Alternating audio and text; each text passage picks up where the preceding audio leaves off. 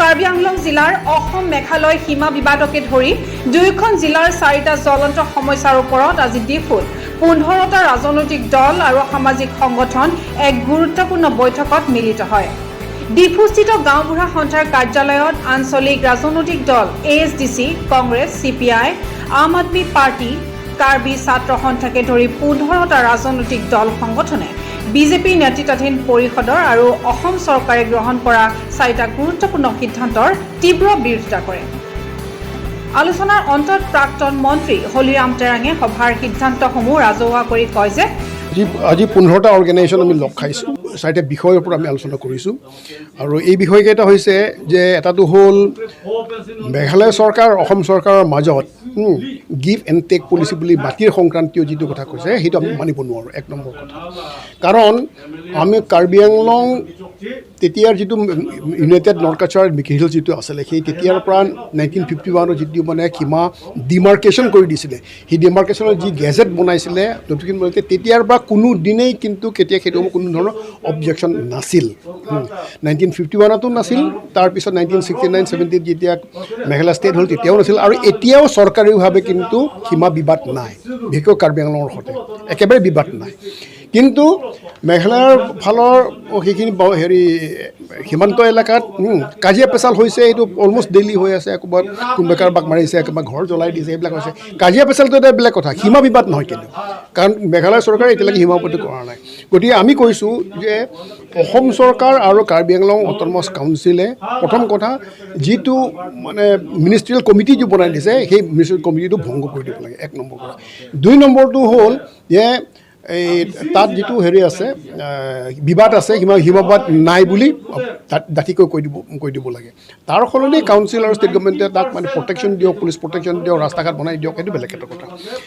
তাৰ বাহিৰেও বৰজান এলেকাত যিটো 18,000 বিঘা মাটিত 1000 মেগাৱাটৰ চ'লাৰ প্ৰজেক্ট কৰিব গৈ আছে, সেইটো এটাটো হ'ল 18,000 বিঘা মানে বিৰাট ডাঙৰ এটা অঞ্চল, তাৰে মানে প্ৰায় গোটেইখিনিয়ে বুলি ক'ব লাগিব, অলমষ্ট 90% অফ দ্য লেণ্ড এইটো কাৰ্বি মানুহৰ, আৰু তাত খেতি বাতি কৰা এইবিলাক আছে। ইয়াৰ বাহিৰেও ইয়াত মানে তাত 11 কৰিডৰ আছে, তাৰপিছত বিভিন্ন ধৰণৰ গছ গছনি আছে। এইবিলাক আচলতে যিটো ministry of environment and forest তেওঁলোকে পাৰ্মিশ্যন লৈছিলে নাই, নেশ্যনেল গ্ৰীণ ট্ৰাইবেলৰ পাৰ্মিশ্যন লৈ আমাৰ সন্দেহ আছে। আৰু সেইবিলাক যিয়েই নহওক, কিন্তু ইয়াত এইবিলাক কৰা মানে কি, এইবিলাক কৰা মানে তাৰ মানুহবিলাকক আজি হয়তো কম্পেনচেশ্যন দিব, 2 লাখ দিব, 5 লাখ বা 10 লাখ দিব, কিন্তু যুগে যুগে যে মানে তাত থাকিব লাগিব সেইটো নচাত কৰি দিব। গতিকে আমি কৈছোঁ যে এই চ'লাৰ প্ৰজেক্ট উঠাই দিব লাগে, আৰু এইবিলাক প্ৰজেক্ট কৰিব পাৰে ক'ত, যিবিলাক নেকি এবাণ্ডন বুলি থাকে, এবাণ্ডন মানে য'ত খেতি বাতি নহয়, মানুহৰ ঘৰ বাৰী নাই, বা বিশেষকৈ কিছুমান স্পেচিফিক কিছুমান জেগা আছে, যেনে কয়লা খনি। কয়লা খনি মানে 20 বছৰ 25 বছৰ কয়লা খনি হৈ গ'ল, আজিকালি তাত এবাণ্ডন একো নাই, তাৰ ওপৰত কৰিব পাৰে। আনকি নদীৰ ওপৰত কৰিব পাৰে, কিন্তু সেইবিলাক নকৰি পেলাই মানুহৰ খেতিৰ মাটি, জংঘল এইবিলাক তাৰ ওপৰত কৰিব গৈছে, এইটো আমি মানিব নোৱাৰোঁ। তাৰপিছত যিটো সমষ্টি পুনৰ নিৰ্ধাৰণৰ কথা কৈছে, সমষ্টি পুনৰ নিৰ্ধাৰণৰ ভিতৰত 2টা কথা আছে। এটাটো হ'ল পশ্চিম কাৰ্বি আংলঙত আৰু এটা ৰংখাং আৰু আমৰি এটা নতুন কৰি দিলে। সেইটোত ভাল বেয়া আমি ক'ব নাযাওঁ, সেইটো সমষ্টি বাঢ়ি গ'লে কোনে বেয়া পায়, কিন্তু এইটোতকৈ ডাঙৰ কথাটো হ'ল যে তাৰ দুৱাৰামলা কাউন্সিল কনষ্টিটুৱেঞ্চিৰ 17টা পলিং ষ্টেচন এইটো ৰহা, ঝুৰীয়া আৰু বেলেগ ঠাইত লৈ গৈছে, এইটো নিব নোৱাৰে। এটা হ'ল অট'নমাছ ডিষ্ট্ৰিক্টৰ ভিতৰত, আৰু ডিষ্ট্ৰিক্ট বাউণ্ডেৰী আচলতে ক্ৰছ কৰিব নোৱাৰে, এইটো আমি অপ'জ কৰিছোঁ। ইয়াৰ বাহিৰেও এইফালেও মানে কিবা এটা উঠাই হেৰি কৰিছে, এই বোকাজানৰ পৰা হাওৰাঘাট লৈ গৈছে, হাওৰাঘাটৰ বোকাজান লৈ গৈছে, এইটো সঠিক হোৱা নাই, গতিকে সেইটো আমি অপ'জ কৰোঁ। তাৰপিছত কাৰ্বি আংলঙৰ মানে 95% বা 99% খুব দুখীয়া মানুহ।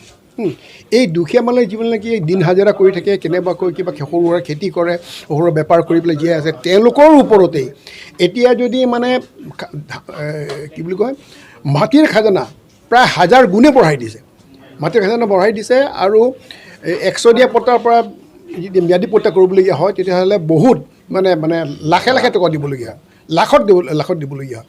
যিজন মানে মাটিৰ খাজানা দিবলৈকে নোৱাৰে, তেওঁক আকৌ সেই লাখ টকা দি পেলাই কেনেকৈ ম্যাদীৰ উপত্য কৰাব গতিকে এই 4টা বিষয়ত আমি যিকেইটা আমি 15টা সংগঠন আমি 15 সংগঠনৰ লগ লাগি পেলাই এইটো আমি একত্ৰিত হৈছোঁ একমত হৈছোঁ আৰু আমি এইটোৰ ওপৰত আমি চৰকাৰক মনাবৰ কাৰণে সেয়া ভাৰত চৰকাৰে হওক বা ইলেকশ্যন কমিশ্যনক মনাবৰ কাৰণে আমি যেনেধৰণৰ কাম কৰিবলৈ আমি কৰিম বুলি আজি আমি ডিফুৰ পৰা ছাইদুল ইছলামৰ ৰিপৰ্ট আছাম টাইমছ পোষ্ট